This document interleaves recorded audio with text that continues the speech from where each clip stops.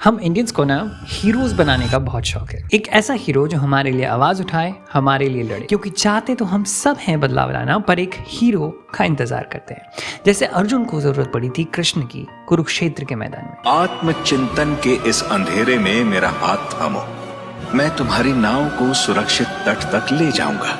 कर्म करो पार्थ, शस्त्र उठाओ। जैसे 1970s की पॉलिटिकल एनवायरनमेंट, इंदिरा गांधी की इमरजेंसी और बढ़ती डिसकंटेंट में जन्म हुआ था एंग्री यंग मैन का। हम दोनों एक साथ इस फुटपाथ से उठे थे, लेकिन आज तुम कहां रह गए और मैं कहां गया। जैसे बढ़ते करप्शन को कर्ब करने के लिए जरूरत पड़ी थी अन्ना आंदोलन और केजरीवाल की। जैसे देश को बदलने के लिए भरोसा दिखाया गया था एक अकेले मोदी पर। और जैसे अब बिहार के रखवाले के रूप में इमर्ज हो रही है प्रशांत किशोर का चेहरा।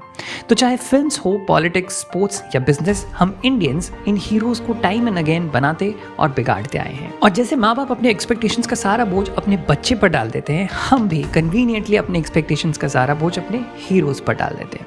And hence continues the cycle of hero worshipping. Fan pages बनते हैं, इंटरनेट डिवाइड हो जाती है और यहाँ तक कि घर भी डिवाइड हो जाते हैं, ये प्रूव करने के चक्कर में कि मेरा हीरो तुम्हारे हीरो से बेटर है। और क्योंकि हमने अपनी बहुत सी एनर्जीज वर्शिपिंग पे ऑलरेडी लगा दी है, now we don't want them to fail. तो उनको उनके एक्शंस पे जज करने और उनसे अकाउंटेबिलिटी मांगने की बजाय हम उनके अंधभक्त बन जाते हैं। तो क्या इससे बचने का कोई तरीका है?